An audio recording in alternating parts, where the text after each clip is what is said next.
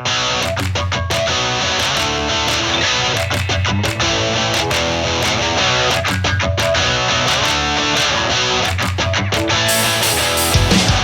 to the Noka News Network. I'm Ricky French here with Mr. Dan Colley. Dan, how's it going? What's up, Ricky? How are you today?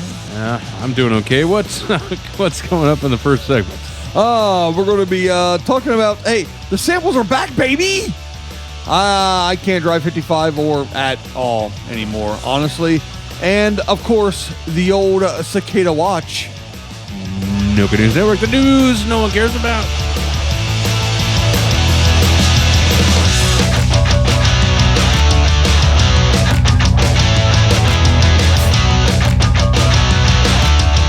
All right, Dan.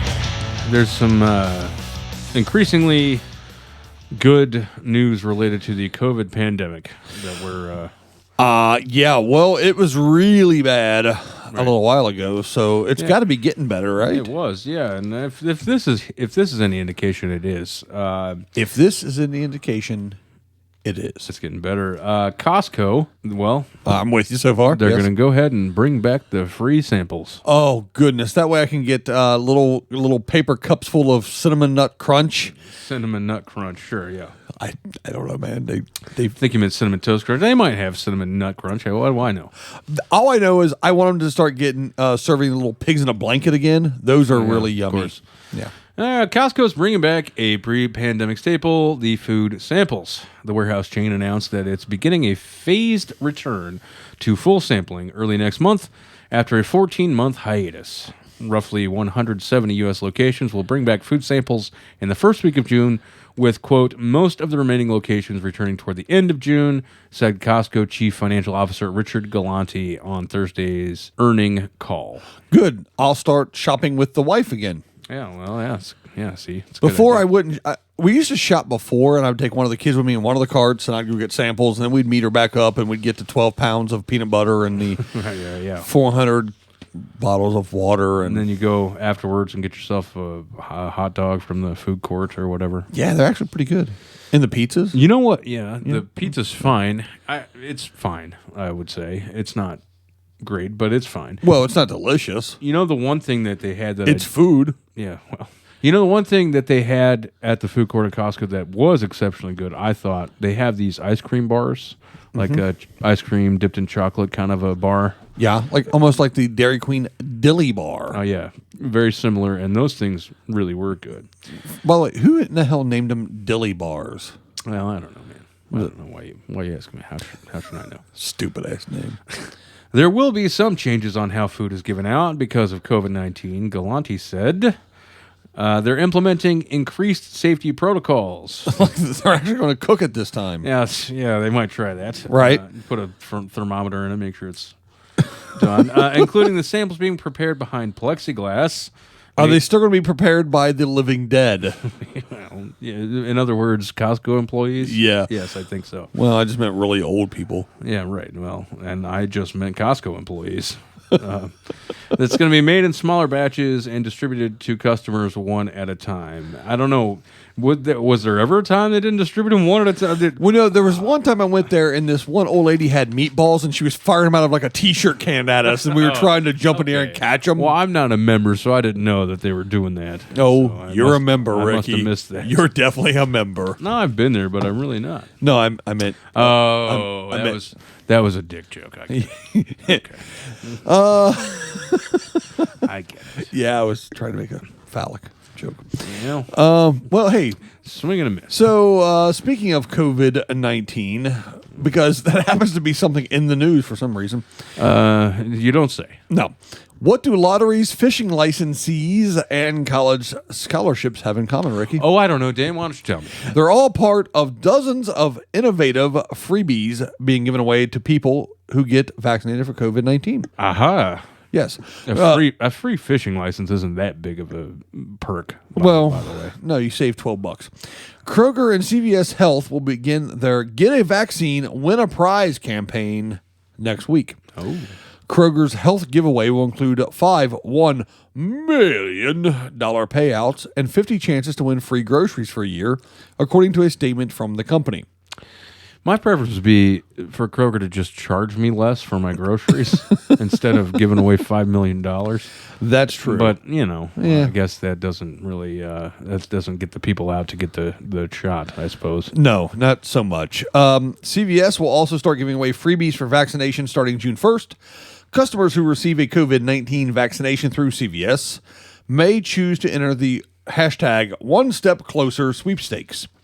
Prizes include free cruises, tropical vacations, a VIP trip to Super Bowl, whatever number that is, and gift cards for date nights. Now, here in Ohio, we had the Vaxamillion sweepstakes you could enter. Indeed, we did. I did not win, because if I did, I wouldn't be here right now.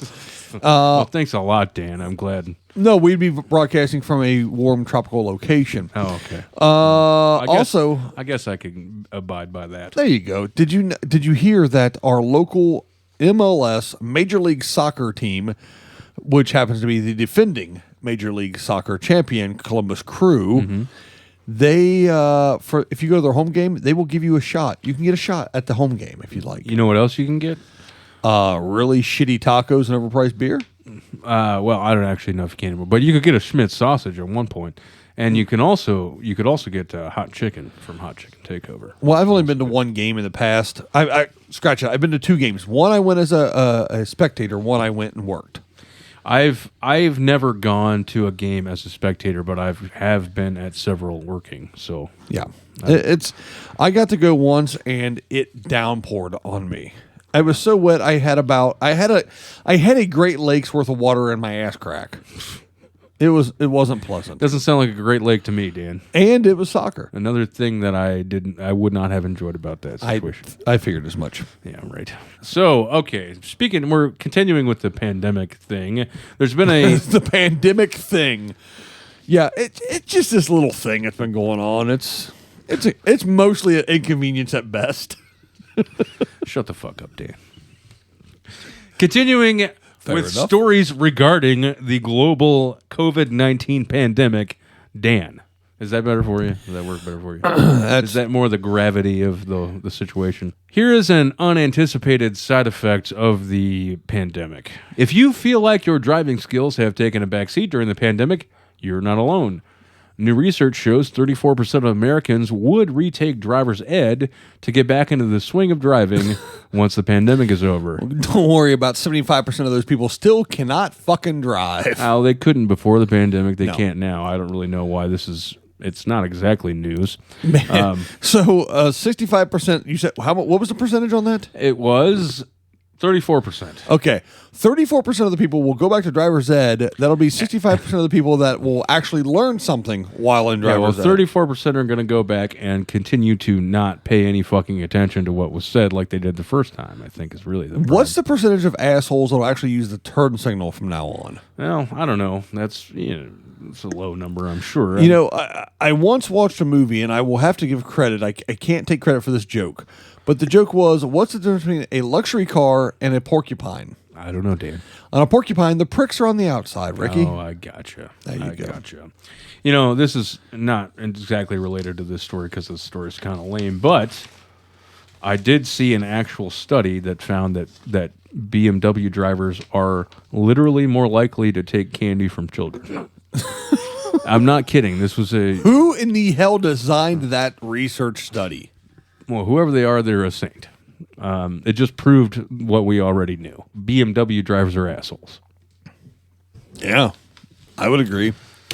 I don't have one of those. I don't either. I'm still an asshole, but I don't have a BMW. Maybe now I should get the BMW to go with the asshole persona. Well, if you can dig up the cash, then go for it. Nah, we both know that's not true. Yeah. All right, Ricky, it's the time of the show where I scream like an idiot. No? Hit that button.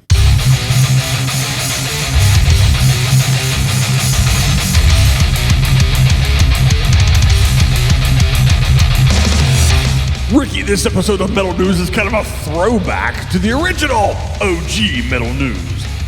Because this one's about a live bat flying through the cabin of a U.S.-bound Air India flight and had to turn around and head back to Delhi. You ever been to a good deli, Ricky, where you have the mustard on the pastrami? Never mind.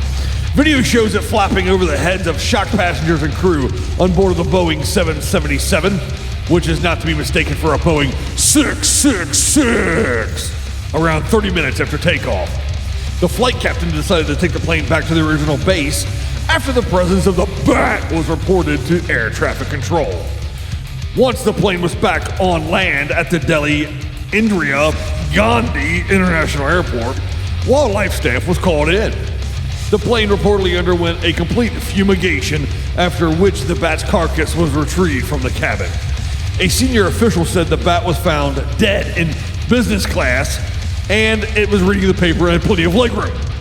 After India's flight safety department would reportedly be carrying out a detailed investigation into the incident.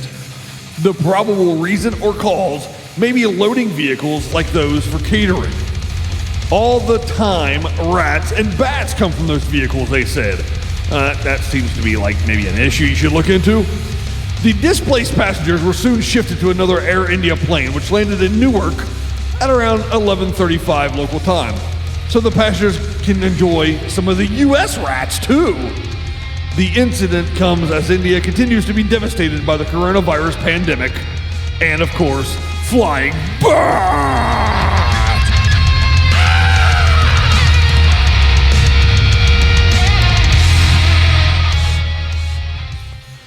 I gotta say, Dan. Yeah. Yeah. That was one of the more metal newses of late. I really enjoyed that one. Yeah, I thought you might. There was bats. Mm-hmm. Yeah. There was dead bats. Yeah. Mm-hmm. That there was business class. There's business class, of course. Mm-hmm. Yeah.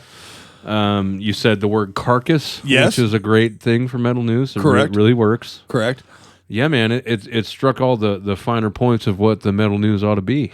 Yeah, the only thing that we did leave out was blood, skulls, and the occasional man clad in leather. That's true. There wasn't any of that. But yeah, well, it wasn't in the story, but there may have been a guy in leather on the plane. We don't know. That's true. One of the flight attendants may have had leather drawers on. You don't know.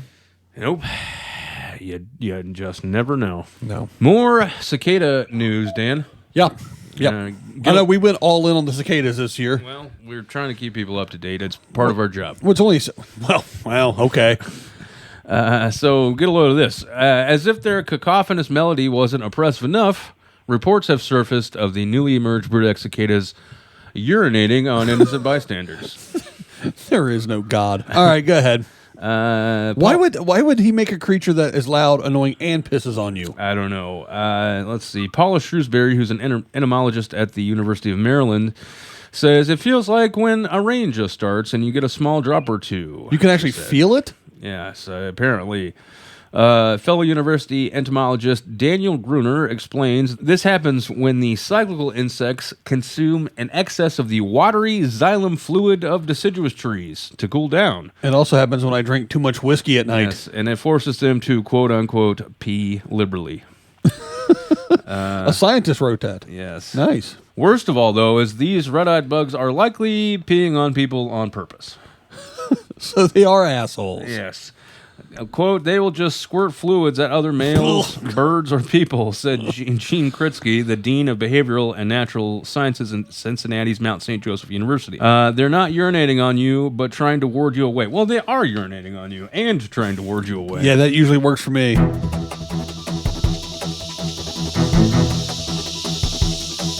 For more on the tiny R. Kellys of the insect world, we go to Michael Billups, our field reporter. Michael, what's going on out there with the cicadas? These brood Xers, yeah. I ran into one the other day, actually. She was at the park, went by the name of Jennifer. All the kids were calling her Karen, and she's kind of like plaid and No. Brood X, the cicadas. I think you might be thinking of Gen X, Michael. Gen X cicadas. That's not what I'm looking for? No, you're looking for Brood X cicadas. Yeah, they're bugs. Brood X. Did that lady pee on you too? What are you doing? These things pee on you?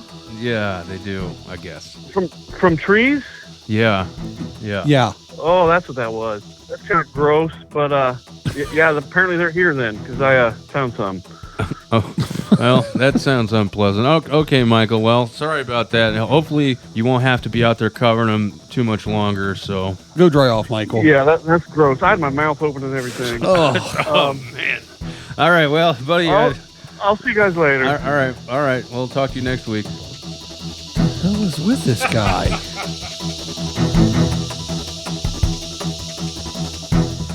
All right, well, sounds like Michael's had another turn of unfortunate events covering the Cicada emergence. So. Man, we're really assholes for sending him out. This wasn't our intention. Yeah, no, I feel pretty bad about it. We didn't want him to be tortured necessarily. I know, it's bad. Segment 2, though, speaking of continuing the torture, we're going to be talking about a snack cake caper. We're going to visit our good old buddy, the Florida man, and Ricky, that's nuts. Noka News Network, the news no one cares about. Noka News Network.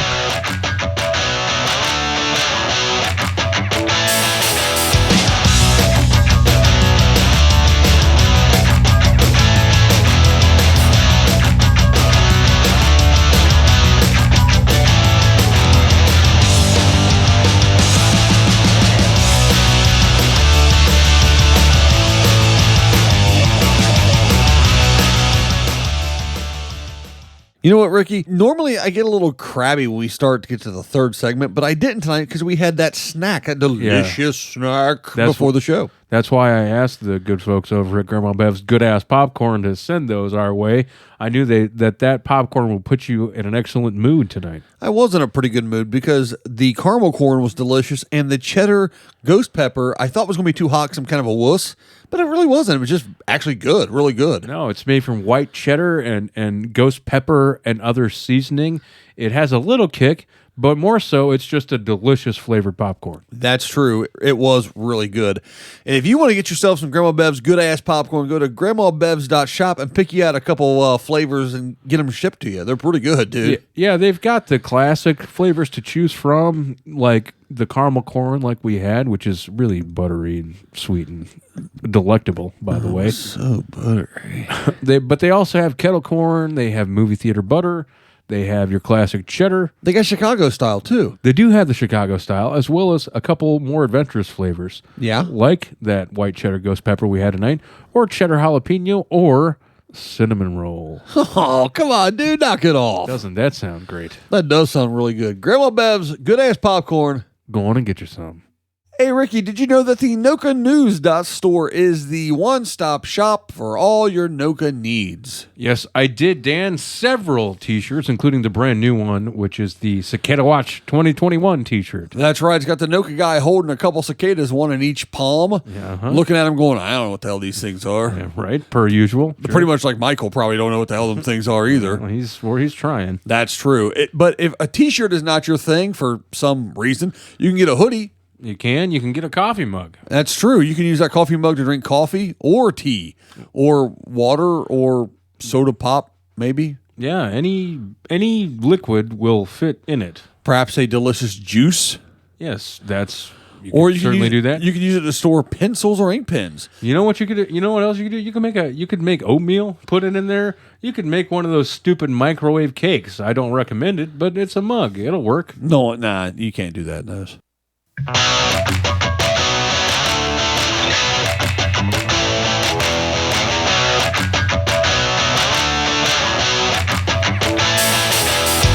Welcome back. It's the Noka News Network, the news no one cares about. And I'm Ricky French here with Mr. Dan Kelly. I know. I like how you use my proper title as Mr. Yeah, you're a guy, I guess. I think. Yeah, you're definitely a guy.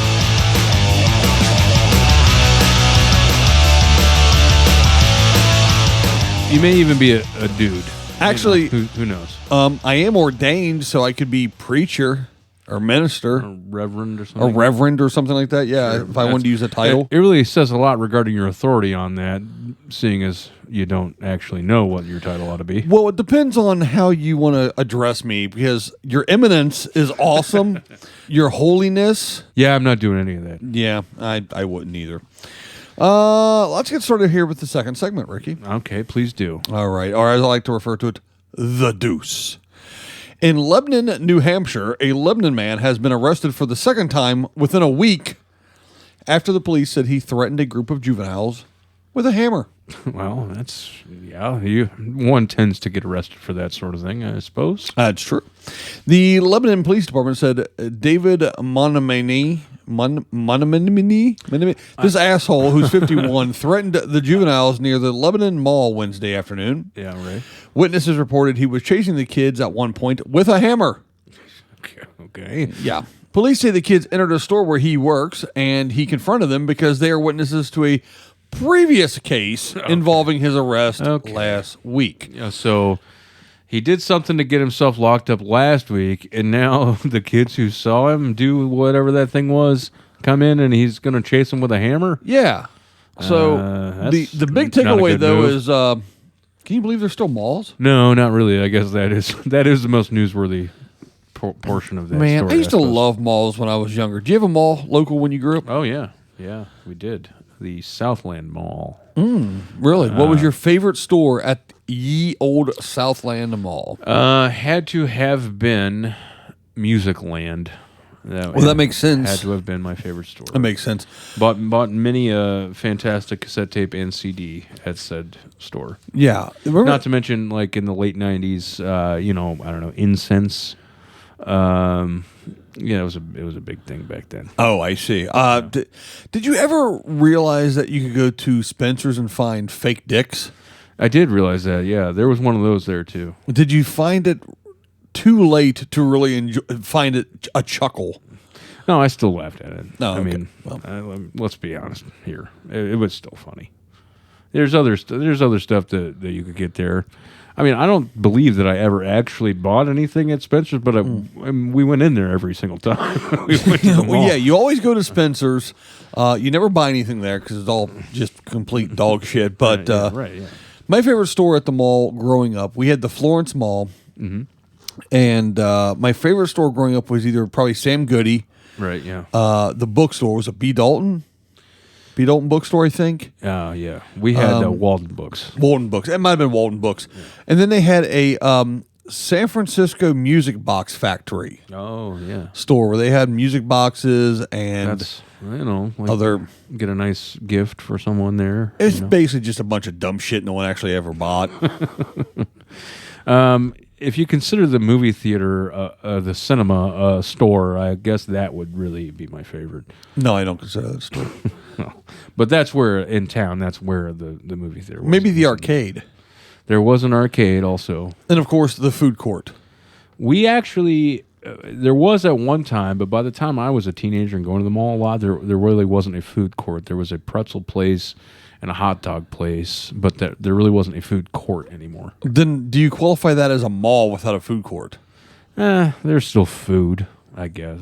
I guess, but I mean, how are you going to call that a mall without a Sbarro? There was a Great American Cookie Factory or whatever the hell it's called. There was a cookie place and there was a pizza place too, and they were both pretty bad, but it didn't stop us from going there. Did you have someone trying to make you eat the Kung Pao chicken as you walked by? No, that we did not have in the mall. Oh, lucky you! We did not have. Speaking of food, yeah, let's move on to this story. You're gonna be upset with this one, Dan. Oh, let me brace myself. Just know, lucky for you, it's not happening here in Ohio, where we are. Okay, I'm ready. Go ahead. Something is afoot in Poplar Bluff, Missouri. Is that the Circle K? Well, it's not, but it certainly could easily be at the Circle K. All right. Because for the second time this year, a duo of sinister bandits have broken into a locked storage unit and stolen multiple boxes of Little Debbie snack cakes. No! You bastard! Oh, the humanity. The police are asking for the public's assistance to solve this case. If any major crime syndicates learn Poplar Bluff has a thriving snack cake black market, then God help us all. Shut up. Picture 1920 Chicago, but replace the booze with zebra cakes. Yeah, I don't think anyone's going to be gunning anyone down with a Thompson They for the fucking fudge rounds. All right. They might, Dan. You never know. Hey there, see, I got these nutty buddies over here, see? Yeah. I'll be out. See? Well, they used to be a quarter, which was reasonable, but now it's like $1 for them, and so maybe you do have to get them off the black market. Did you see this new double-decker fudge round oatmeal cream pies? I've seen them, yeah. Yes. I haven't had the fortitude to try it yet. Puss. Well, I enjoy all of my appendages, Dan, and I'd like to keep them. Yeah. So, well, Screw those.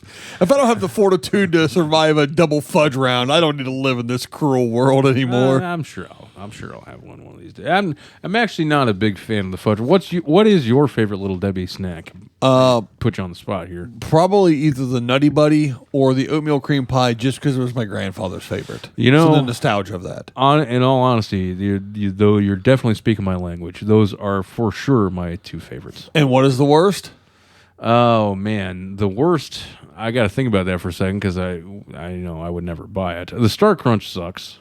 Oh, those are so bad. The Star Crunch definitely sucks. When I was a kid, my buddy and I, his mom he'd always tell her to buy him a box of Little Debbie cakes, and we'd go play Nintendo at his house. Sure, and she'd always sounds like a great time, right? You know? And she would always buy the Star Crunches, so we started referring to them as the butt slaws.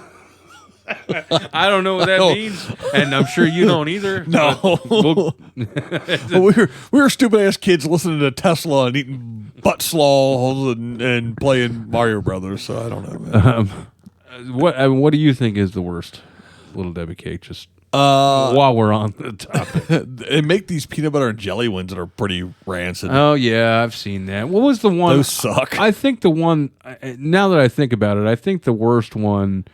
I don't remember what they're called, but it's like an oatmeal cream pie, only the cookie part of it is like more of like a vanilla and like normal cookie type thing, and then it's got raisins in the top of it. That sounds like your parents hate you. Is what that sounds. Well, no, like. I never had those. Okay, but that has to be the worst one, right? That sounds like complete dog shit. They probably don't even make that one. Is anymore. that the stuff that we just export to Venezuela and let them eat them? Because why would we make that? I don't. They might not. What sadistic bastard come up with that idea? All right. My favorite ones are the strawberry shortcakes. Oh, I like those. I like too. those a lot. Yes. Let's see here to finish up this story. The first theft occurred on New Year's Day when a man and woman broke into a similar storage unit in the area and loaded 8 cases of bagged donuts, 3 cases of strawberry shortcakes. See, bastards. 2 cases of zebra cake rolls, which I've never had a zebra cake roll. No, that must be a newer invention. Yeah. Okay. 3 cases of Suzy Q's, which those ones suck. By the way, I don't care for those. Right. 2 cases of unicorn cakes, which I don't know if they're made of actual unicorn, but that doesn't sound delicious. And 2 cases of birthday cakes, which I imagine are like the little snack cakes. Yeah, I'm sure. My oldest boy loves the little snack cakes, so yeah. occasionally we get them like birthday flavored or Halloween flavored or they make various Christmas trees or they make various ones or Hanukkah, depending on yarmulkes time of year. I don't think they make those. I don't think so either. I was just trying to be inclusive. Well, I applaud you for that, Dan. Thank you. That's the first time you've ever been conscientious on this show, I think. But maybe 4th of July flags. Yeah, flag cakes, something or other. So they took all those and they put them in the trunk of a Lincoln sedan. At the time, Detective Dave Mustaine, I said Dave Mustaine, it's actually Dan Mustaine. For the sake of clarity, I do not think that Dave Mustaine retired from Megadeth and then went to work for some police department in some little shithole town in Missouri. Just so we're clear, I don't think that's the case. I think he's still making music. I think they're making an album right now as we speak, as a matter of fact. That makes way more sense, sure. Yes.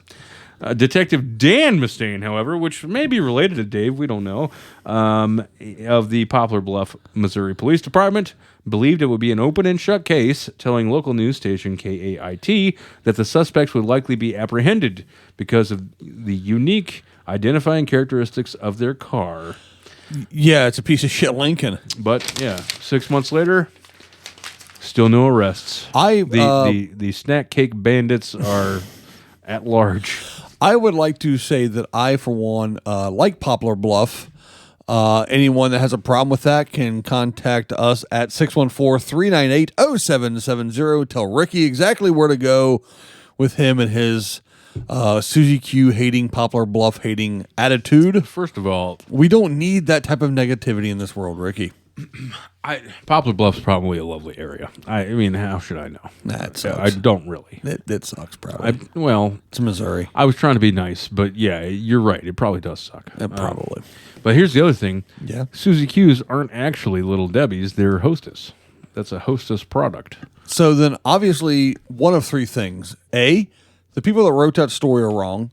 B, the police department is wrong. C, the theft is a clever ruse to throw people off the scent. It's all a conspiracy. Exactly. Conspiracy against Little Debbie herself. Okay, let's move on, please, Yeah, before there are lawsuits. I don't know. I don't even know what the hell we're doing. I think if anybody ever actually listened to this show, we would have been sued by now. Probably. Yeah, we're probably good.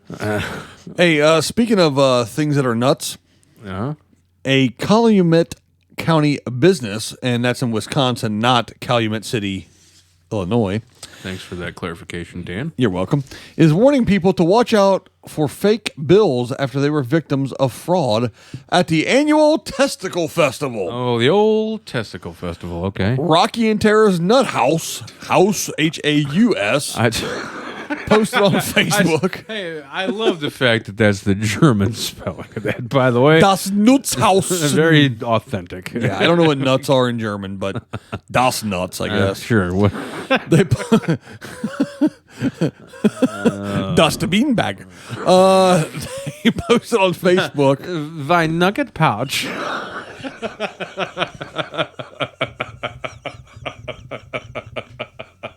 You think that's what it is? Yeah, das gut. Where was I? Please continue, Dan. Rocky and Tara's Nut House posted on Facebook that someone passed fake $100 bills at their business and two of a kind, which is another business in the area. Is that another testicle? I think it's also a ball sack related business. Two of a kind. It could be a poker room. It could be about testicles. We don't know. I'm going to go with testicles. They say, as you often do. Yeah, dick and fart jokes are my forte, folks. That's right.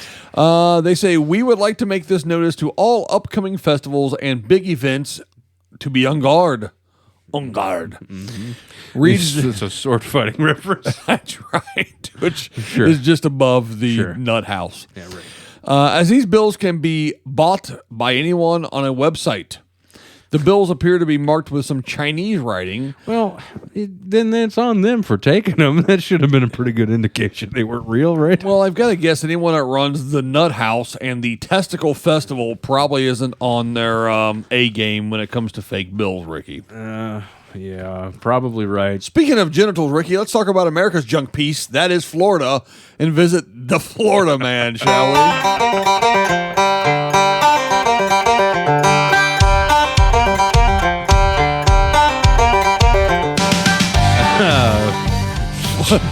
Come to Florida, America's hog. Junk piece. Oh, what an idiot. Yeah.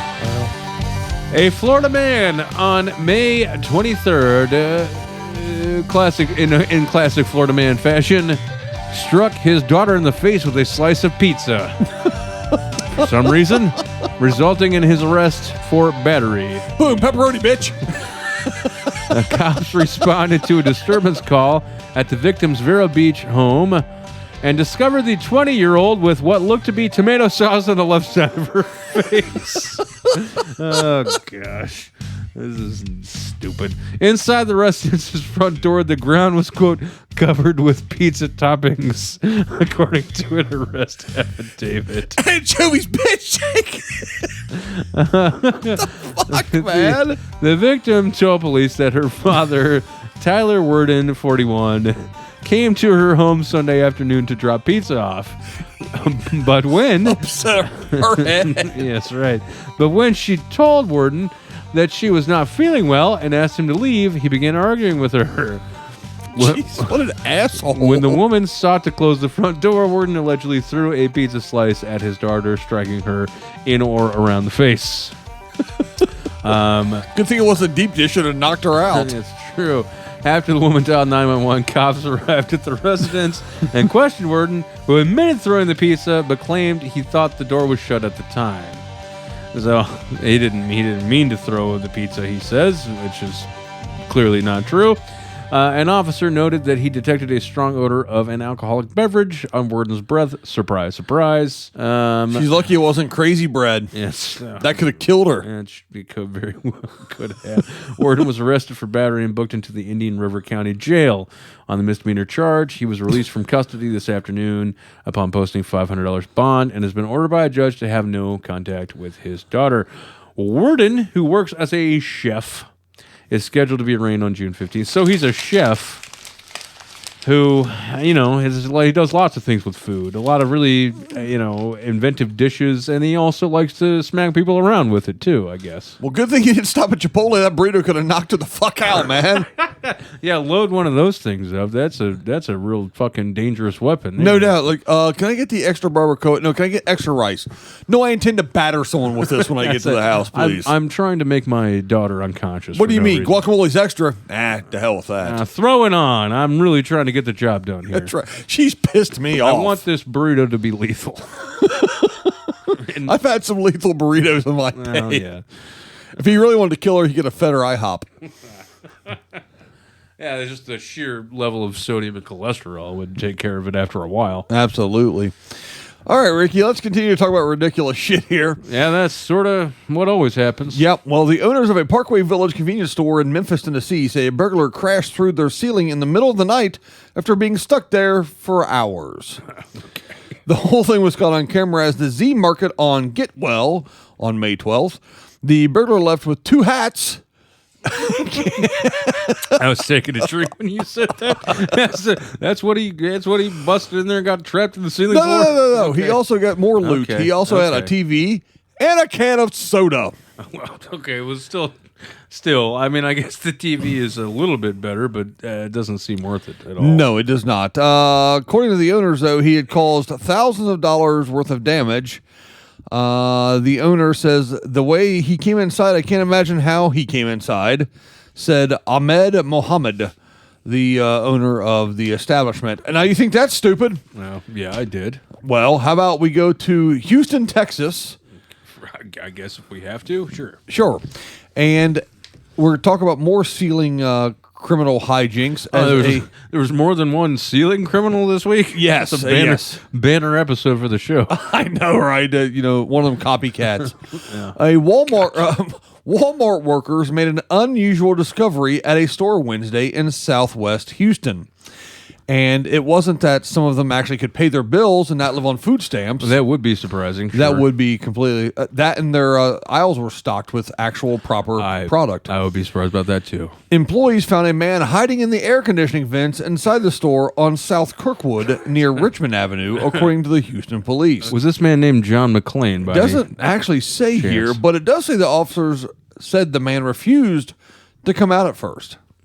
Okay, well. So because he was such a dangerous criminal, they called him the SWAT team. Oh, yeah, for the guy, yeah, of course, the guy crawling through the vents. Well, you never know. Maybe a guy crawling through the vents is some sort of badass, but probably just a moron. Yeah, just a wackadoo. Photos of the scene showed an air conditioning unit access panel on the roof of the store had been breached.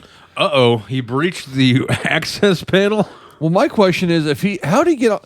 If you're going to go all the trouble to get on the roof, just walk to the door, man. They probably have like an access ladder or something on the building, and this guy got the bright idea. I guess that they said that they had some mental counseling, crisis counseling, come in and talk to the guy. So obviously, well, you made it way less funny with that, Dan. Thanks a lot. All right, make it funny again. Walmart is the number one employer in this country that employs more people on welfare than anyone else. How's that? Yeah. Is that still funny? Yeah, it's fucking hilarious, Dan. Thanks. Hey, do you remember that little fucking smiley face that would show up and tell you price drops and stuff? Remember those commercials? Yeah, I do. Yeah, Walmart sucks. All right, Ricky. So anyway, that's what happened in the retail establishment ductwork around America this week. Thank you for keeping me up to date. You're welcome, buddy. In the third segment, Ricky, we're going to be talking about the paranormal news, which is actually going to be happening at the White House. We're going to talk about a Starfish Apocalypse, and we're going to talk a little bit about air travel. Noka News Network, the news I'm sure you and everyone else doesn't care about.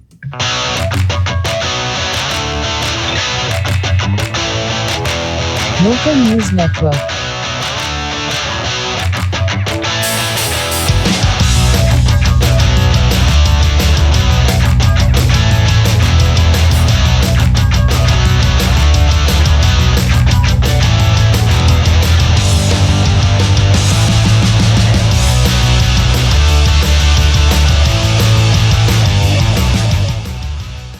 Dan, you two-timing SOB, you've got another podcast, don't you? Yeah. Well, yes, I do. But you know what? I've always loved you. Uh-huh. Go ahead. Tell me about your other podcast. All right. The other podcast is called... Who is it? It's called Give Me Back My Action Movies, and I do it with Charlie. Oh, Yeah, I know. So, you dirty dog. well, I'm a podcast slut. Anyway, so the podcast over there we do... we talk about VHS era action movies, 80s, 90s, blockbuster type stuff. You know, going to the video store when you were a kid, right? Yep. Gotcha. Yeah. We can say blockbuster because there ain't any left. They're not going to sue us. So go over and check it out. It is Give Me Back My Action Movies, the podcast. We're on all the major platforms, and the Facebook group is really where the conversation's going. So join the group, listen to the podcast, get in the conversations with us, and have a good time. Ricky! Yes, Dan? Ricky, Yeah, I'm right here. did you know that we have new shirts at the store? Of course I did. I designed them, Dan. Yeah. So there's one of those that is about Halloween and one about Christmas. Yeah, they're Gator holiday shirts. Yes. So all of you out there that are current to the product and have listened to all our episodes will understand what we mean when we say Gator holiday shirts. That's true. We've got those. We've still got our regular Noka News Network mugs. Yep. See. Yes, as evidenced by the slurping. Yep. We've got the... They hold beverages. That's their purpose. And You're right about that. And we have the original old school OG logo shirts as well. Yes, and hoodies, too. Oh, we do have the hoodies still? Yeah. I don't have one of those. Well, I do. Well, it's hot as hell. I don't need one right now. Well, I don't really either. No. Unless you live in Alaska. Well, I don't, but I still have a hoodie.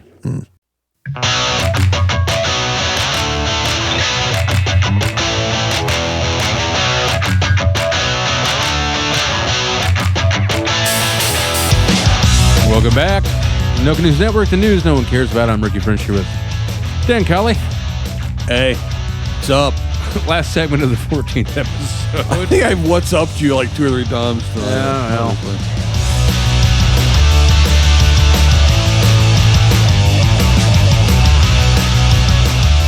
Hey, you know what? We would be remiss if we did not say a quick word about a loss that we have suffered. Captain Steubing of the Love Boat has died. Oh, man. That's before my time. Anyway. Yeah, he was 90. All right, what do you got for me, Ricky? We're going to talk about some happenings in the sky. Then I don't mean UFOs for once. You mean like Lucy? Well, yeah, I don't know. Maybe. I got a story here about a former Southwest Airlines pilot who is seemingly out of his fucking mind. Okay. So, all right. yeah, let's see. I am intrigued. A former Southwest Airlines pilot pleaded guilty on Friday to a federal charge of committing a lewd, indecent, or obscene act mid-flight while he was the pilot in command. All right, go ahead. All right. After the August 10th... I have a guess. No. After the August 10th, 2020 flight from Philadelphia to Orlando reached cruising altitude, Michael Hack, 60 years old, of Longwood, Florida, admitted to removing his clothes in the cockpit of the plane and exposing himself to the female first officer. What in the ever-loving hell? Dude took his fucking clothes off. What a lunatic. I know it's called the cockpit, Ricky. I get it, buddy, but why would he take his clothes off? Well, That's not the only thing he did, Dan. Oh, God, no. I was right the whole time. He then proceeded to view... I hate being right. Yeah, so he then proceeded to view pornographic material in the cockpit on his laptop on his way home to Longwood, Florida. Yeah. Of course. Yeah. As the plane continued its flight, Hack further engaged in inappropriate conduct in the cockpit as the first officer continued to perform her duties as an assigned aircrew member, federal prosecutors in Maryland said. He whacked his yam bag, didn't he? I'm pretty sure he did. Hack was sentenced to 1 year probation in order to pay a $5,000 fine. A Southwest spokesperson said that Hack left the airline before the company was made aware of the incident. So, I mean, how long would it have taken for them to be made aware? I mean, that's a pretty ridiculous... Did he land, get off, turn his badge in, and walk home? I mean, that had to have been the only way he left before they knew about it. I mean, what the fuck was up with this guy? I can only imagine it... Ladies and gentlemen, this is your captain speaking. We have now reached the cruising altitude. You can now put your tray tables and seat backs in the upright position, just like my penis. Was it something like that? It may have been. It may. I just want to let everyone know that the plane's maneuvering speed is safe and that my maneuvering speed is above average. Ladies and gentlemen, now that we're at cruising altitude, you can unbuckle your seatbelts, your actual belts, and drop trowel. I have. Just as a further convenience to the passengers aboard this flight, I'd like to extend my invite code to anyone looking to surf Pornhub.com. Just type in Captain Longdong69 and enjoy 15% off a premium membership. For those of you not enjoying the in-flight movie, you can check out my OnlyFans page at Boeing Bonerboy420. Let me know what you guys think. Ladies and gentlemen, this is your captain speaking. Just like to make everyone aware that we are now cruising at 30,000 feet, and I'm cruising for hot MILFs on this particular airplane. Orlando Tower, this is Southwest Flight 442 coming into Orlando International Airport. We have a heading of 225 on Southwest. My dick's out.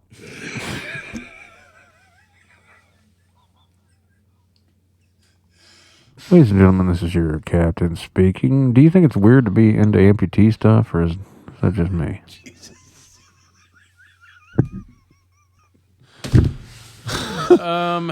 All right, Ricky. That guy sounds like a fucking lunatic, Dan. Speaking of lunatics on Southwest Airlines, Okay. Southwest Airlines said Friday will not resume alcohol service as planned after the recent assault of one of its flight attendants, according to an international memo obtained by CNN. Well, I'm sure that assault didn't help matters, but the fact that their pilots can't seem to keep their fucking pants on probably isn't helping matters either. No, I don't know if a nice Merlot will help the captain slip into something more comfortable, possibly. But you probably just put him more in the mood. Or this is really making me question flying on an airplane. It makes sense, though. They got that door locked up there. You don't know what's going up there. No, you don't. At least he wasn't sleeping, I guess. Yeah, that's better than... there was that thing back several years ago where all those pilots were getting drunk, but I have to imagine that this guy was drunk or something, because who in their right mind would think it was all right? Like, you know, would you ever go to work and just drop trow in front of your coworkers? It's not a sane thing to do. Or have you? Well, judging by the look on your face, I think we ought to move on. You know, Ricky, technically you're a coworker. No, fuck, let's move on. Dodge that bullet. This is about haunting in the White House there, Dan. Okay. An amusing difference of opinion has emerged among the Bush family as to whether or not the White House is haunted, as the former First Lady dismissed such an idea while her daughter insists that it's true. The proverbial paranormal divide reportedly came to light earlier this month when Laura Bush appeared on the Kelly Clarkson show, of all places.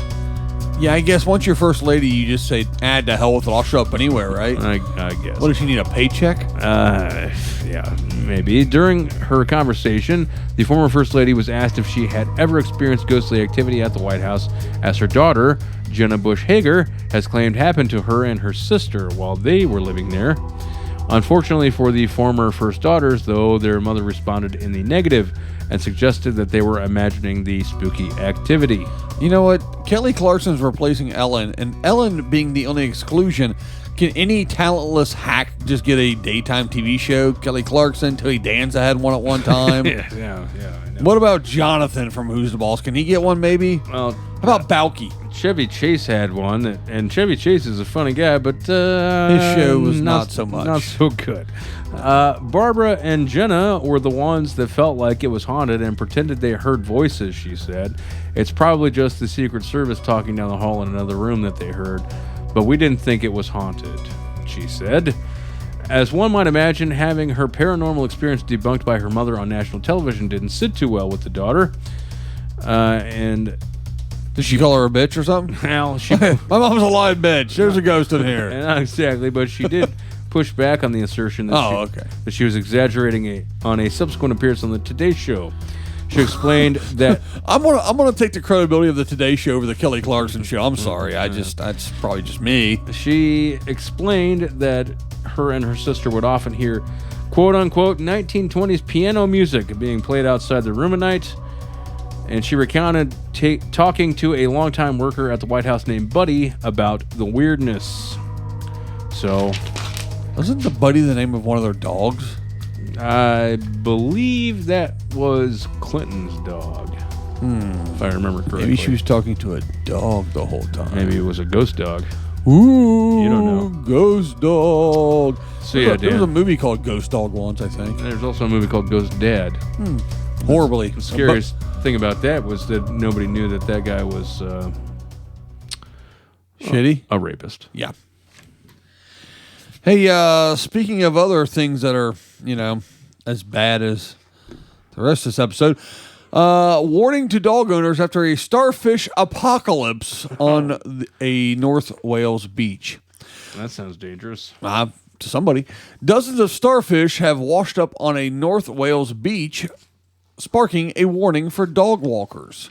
Okay. The sea creatures, which are believed to have come ashore after the recent bad weather, may look beautiful but can be toxic to dogs. So, like the walkers, they don't care. They're not the ones being toxified by these things, just the dogs.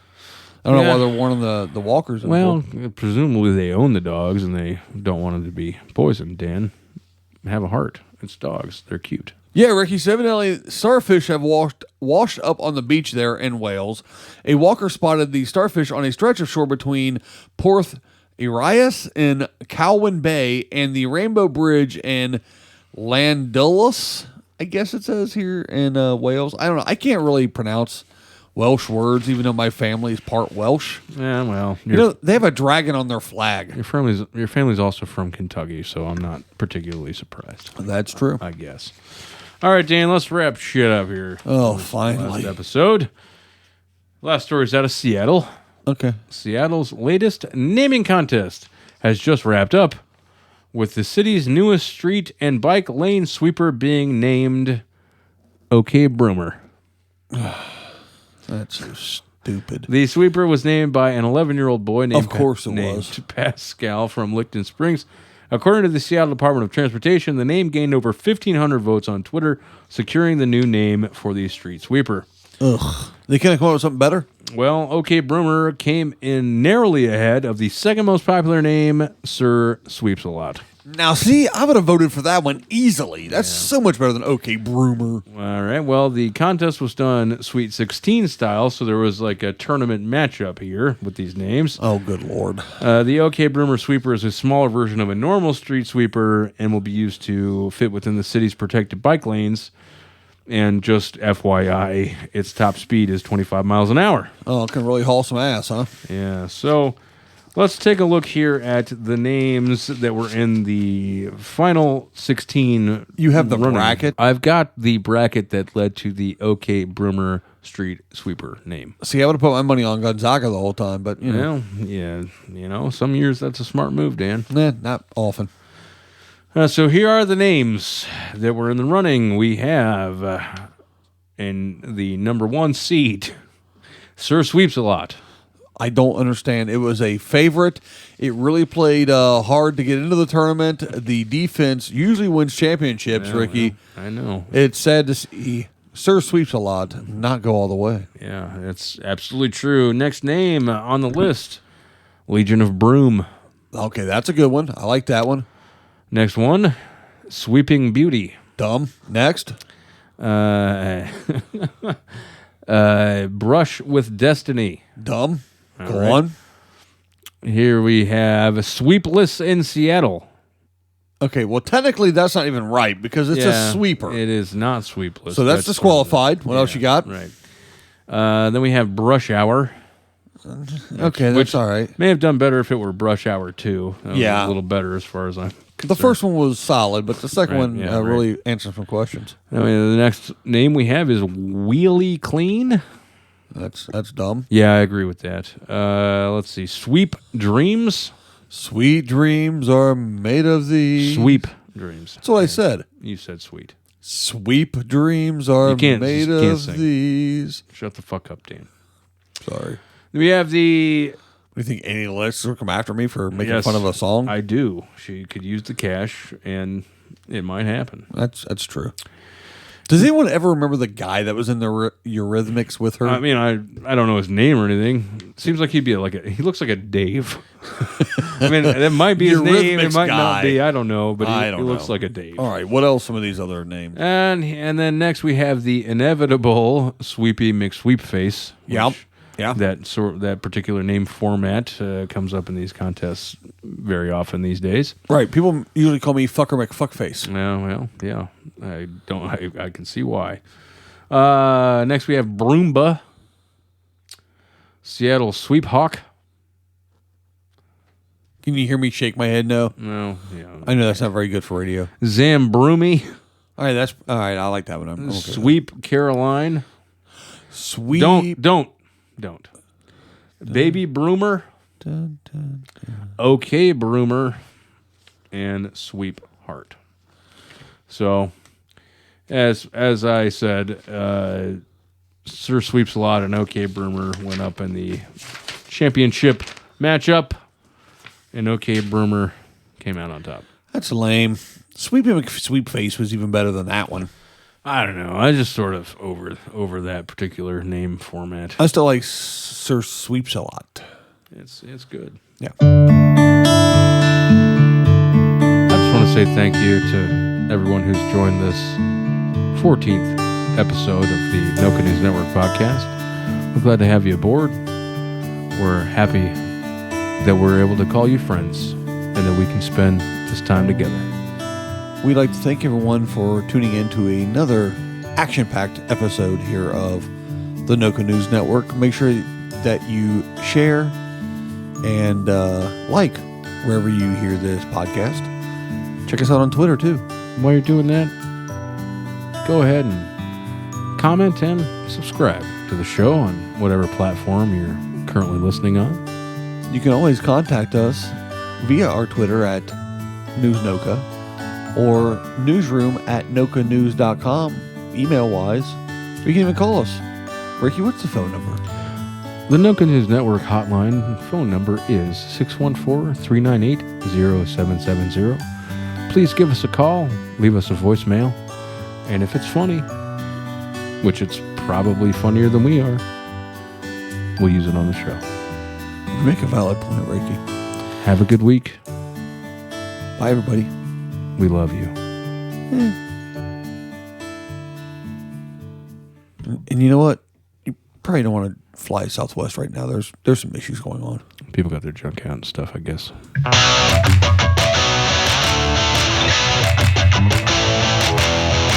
Noka News Network.